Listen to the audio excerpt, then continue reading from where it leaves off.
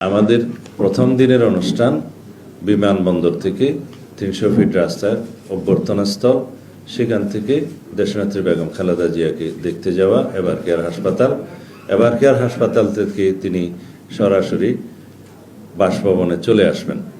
তখন বিমানবন্দর সড়ক হয়ে কাকলের মোড় হয়ে গুলশান ২ নম্বর হয়ে তিনি বাসভবনে চলে আসবেন।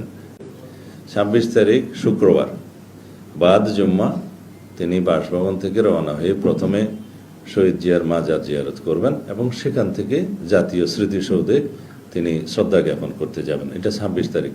২৭ তারিখের প্রোগ্রাম আপনারা পরে জানবেন।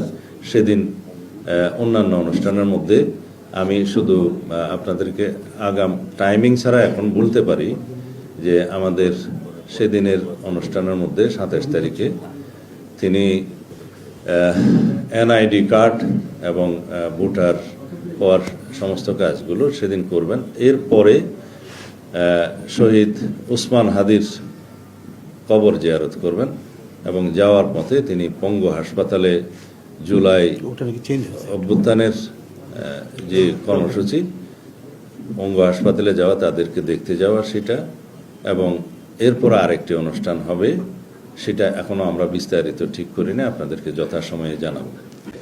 ২৬ তারিখে বাদ জুম্মা তিনি বাসভবন থেকে রওনা দিয়ে প্রথমে শহীদ জিয়ার মাজার এবং সেখান থেকে জাতীয় স্মৃতিসৌধ শ্রদ্ধা জ্ঞাপন, এইটুক ২৬ তারিখের অনুষ্ঠান।